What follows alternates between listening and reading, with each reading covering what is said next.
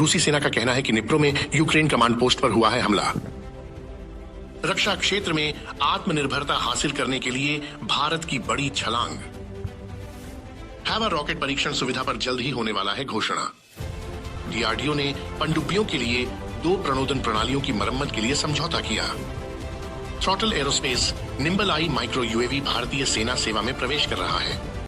रूस ने शनिवार को कहा कि उसके बलों ने पिछले दिन यूक्रेन के डिनिप्रो में एक कमांड पोस्ट पर हमला किया, जिसके बाद कीव ने कहा कि एक मिसाइल ने वहां एक अपार्टमेंट ब्लॉक को निशाना बनाया, जिसमें 9 लोग घायल हो गए।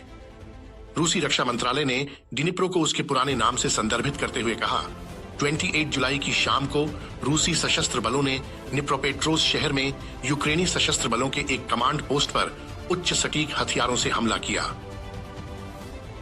पिछले कई दशकों से भारत ने धीरे धीरे रक्षा क्षेत्र में आत्मनिर्भरता बनाने की कोशिश की है, लेकिन सीमित परिणामों के साथ।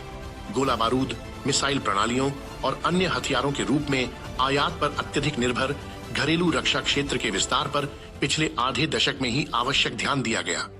आत्मनिर्भरता के रूप में आत्मनिर्भरता सुनिश्चित करने की नई नीति के आगमन के साथ रक्षा सहित सभी क्षेत्रों में बाहरी निर्भरता को कम करने के महत्व पर जोर दिया गया। विदेशी आयात पर इस अत्यधिक निर्भरता ने भारत को भू राजनीतिक दबावों के प्रति संवेदनशील बना दिया है और विदेशी मुद्रा का महत्वपूर्ण बहिर्वाह हुआ है। इस मुद्दे के समाधान के लिए भारत सरकार विदेशी आयात पर अपनी निर्भरता को कम करने और रक्षा क्षेत्र में आत्मनिर्भर बनने के प्रयास कर रही है। भारतीय अंतरिक्ष अनुसंधान संगठन के अध्यक्ष एस सोमनाथ ने गुरुवार को कहा कि हाइपरसोनिक वायु श्वास वाहन HAVA के संबंध में अंतरिक्ष एजेंसी की परीक्षण सुविधा के बारे में जल्द ही एक घोषणा की जाएगी। हालांकि अंतरिक्ष वैज्ञानिक इस बात पर जोर देते हैं कि इसरो का ध्यान वायु श्वास तकनीक पर नहीं था, क्योंकि वह अंतरिक्ष से अधिक निपटना चाहता है।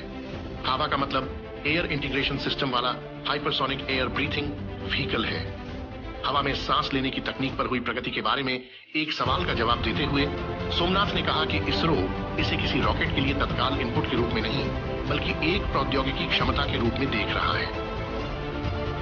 लार्सन एंड टुब्रो LNT और रक्षा अनुसंधान एवं विकास संगठन DRDO ने भारतीय नौसेना की कलवरी श्रेणी की पनडुब्बियों के लिए 2 air independent propulsion AIP system module को फिर से फिट करने के लिए एक अनुबंध पर हस्ताक्षर किए हैं। ये मॉड्यूल ईंधन सेल आधारित AIP प्रणाली का मूल हिस्सा है, जो पारंपरिक पनडुब्बियों की सहन शक्ति बढ़ाने के लिए महत्वपूर्ण है।